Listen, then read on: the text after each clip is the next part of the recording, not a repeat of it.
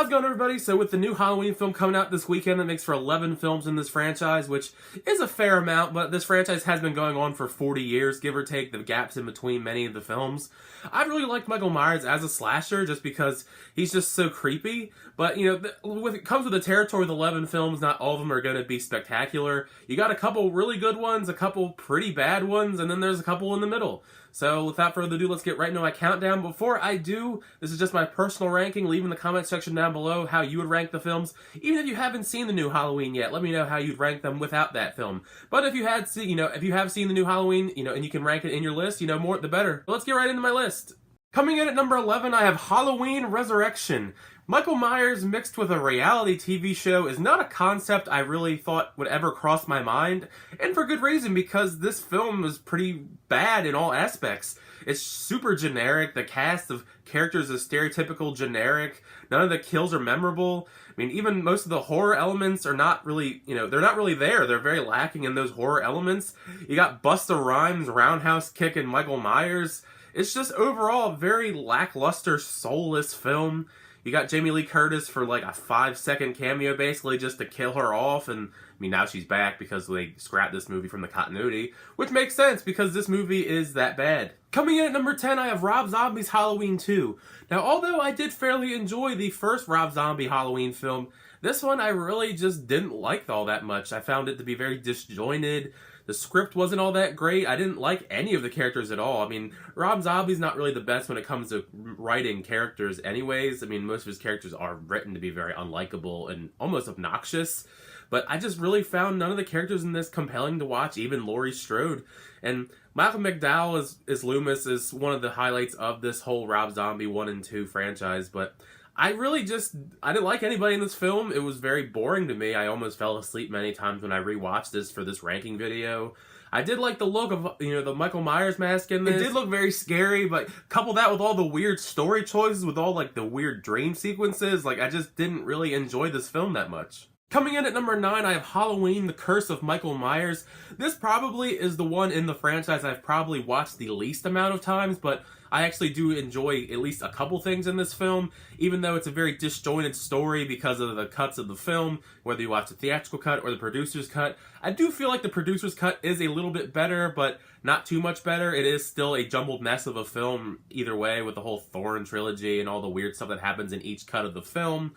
But there's still some memorable moments and some really great Michael Myers action in this film that saves it from being at the very, very bottom of this list. But overall, not a great film. It is cool to see Paul Rudd in this film in one of his very early film roles, but otherwise, I would probably skip out on this one unless you're a die-hard Halloween fan. Coming in at number 8, I have Halloween 5. Now, Part 4's ending left the door open for a very interesting path for this franchise to go on, but they kind of immediately just threw it right out the door and just forgot about it completely, which kind of was a turnoff for me in this film. But Jamie's back once again in this, and you got Loomis as well. Jamie's mute for most of this film, which is an odd choice to make for your main character other than Loomis to just not really speak for the majority of the runtime.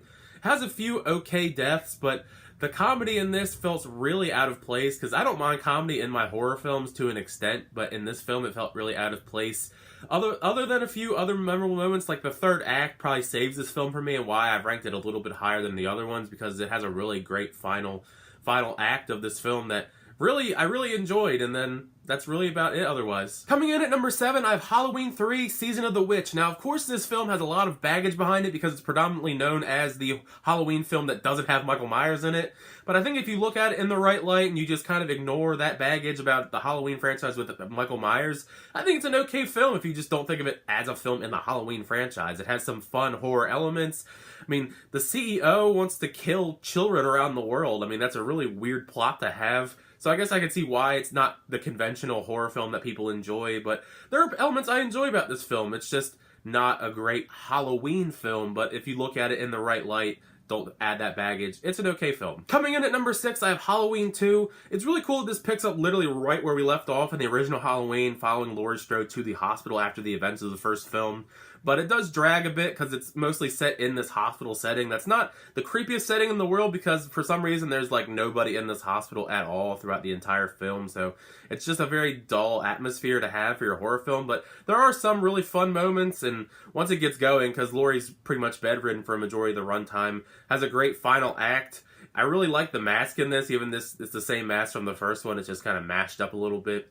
Michael Myers is still pretty intimidating in this film. He's much more creepy in the original, being played by a different actor, obviously. But it has a really great climax with Loomis and Michael Myers and Laurie Strode, and I felt perfectly wrapped up the bow on the franchise. There didn't need to be any more films. But we got 9 more films after this, so oh well. Coming in at number 5, I have Rob Zombie's Halloween. Now, even before this film came out, I was a fan of Rob Zombie, not only as a musician, but as a filmmaker, because I really love The Devil's Rejects. He has his own distinct style that I felt, if you put it with the Halloween franchise, it could have worked.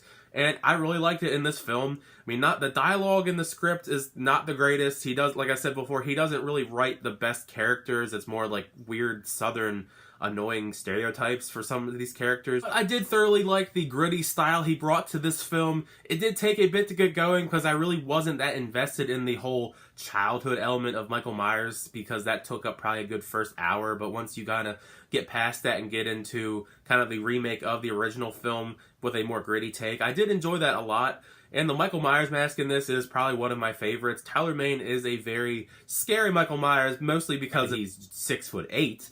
So he towers over the majority of people in the film, which makes for a very menacing antagonist.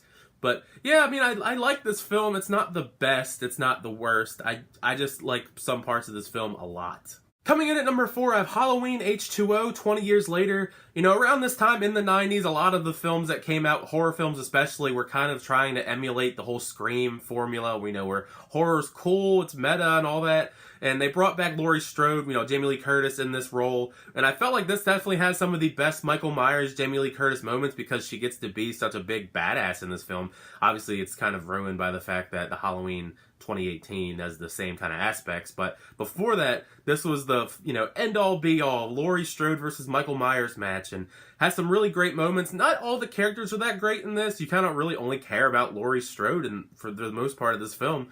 But it really has some fun action. I mean, it's not one of the ones I watch a ton, but I've always really enjoyed it when I watch it. Although I feel like the new Halloween kind of subsedes this because of the whole fact that it's very similar. Because this is 20 years later and the next one's 40 years later, even though this one doesn't count anymore in canon. It does have some similar aspects. Coming in at number 3, I have Halloween 4. Now, Season of the Witch wasn't really that well received when they were trying to branch off and make Halloween kind of like a different film each time. They're going to do a different story each time, but since Season of the Witch didn't do very well, they brought back Michael Myers, even though he kind of definitively died at the end of Halloween 2, burning to a crisp. But he's been in a coma for 10 years, and now he's back, and Laurie Strode's, not in this. This time around, we're taking her place is Jamie Lloyd, played by Danielle Harris, who does a very phenomenal job. I have to give her credit for, most child actresses, they're not like the greatest, but she does a really great job in this, playing her role. Dr. Loomis is back at least, so you at least get some returning characters other than Michael Myers. This definitely has one of the best Michael Myers, in my opinion. His mask is a little goofy looking, but it has some of the best kills in the whole franchise. And the ending to this, the cliffhanger ending I mentioned previously when I talked about Halloween 5, I really love the cliffhanger ending for this, and then it just gets scrapped immediately. I almost kind of wish they had gone in that direction, but oh well, either way, still a very fun, enjoyable Halloween film. Coming in at number 2, I have Halloween 2018. Now, I'm not going to touch upon this too much in my ranking video because I just posted a full review for Halloween 2018. If you want to check out my full thoughts, I'll leave a link in the description for that video if you want to check it out. But yeah, this was such a really great film. Like one of my favorite Halloween films, even best horror films the last couple of years I've seen. They made Michael Myers a force of nature. He's super scary again. He's super brutal. They're not the most creative kills in the world, but he doesn't have to be. Like, all the kills are pretty brutal, and they don't have to be super crazy like in previous entries or on Nightmare on Elm Street or a Jason Voorhees kind of thing.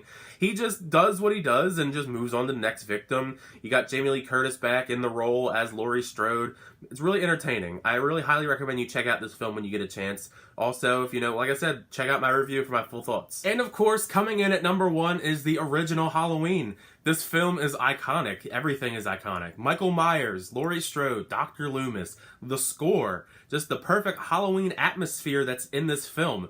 Everything in this film, I feel, is almost perfect. I love John Carpenter's, and I just love John Carpenter's work in general in this film, and Deborah Hill as well. But everything in this film is just iconic. I love all the creepy vibes it gives off. It's very well executed. It's one of Jamie Lee Curtis's first ever roles. So kudos to her to being a future Scream Queen. I really just enjoyed some of the subtle ways that Michael Myers is just creeping on you in the distance. It just makes for a really eerie kind of thing that you always feel like somebody's watching you. And then it plays on that in this film. You see Michael Myers, you look at him, he's obviously watching you from afar, you look away, and then you look back, and then he's gone. Even just Michael Myers' look, that mask, the William Shatner mask, who would have thought William Shatner's face would make for such an iconic, creepy horror icon? But that mask in general and the whole head tilting he does and he's just a really creepy character no matter how you put him in any of the films. He's just a creepy looking person. So that's why I really enjoy the original Halloween. It's simple, and it's got so many creepy things that make for such an iconic film. So yeah, that was my personal ranking from worst to best of all 11 Halloween films. So let me know in the comment section down below. Like I said, how would you rank the films from worst to best? Even if you haven't seen the new one yet, rank them anyways. But if you have seen the new one, you might as well throw it in your ranking. And thank you so much for checking out my ranking video. Feel free to leave a like if you enjoyed it. Also hit that subscribe button to keep up to date with my movie reviews, trailer reactions, rankings, unboxings, and more. Until the next time, I'll see you guys later.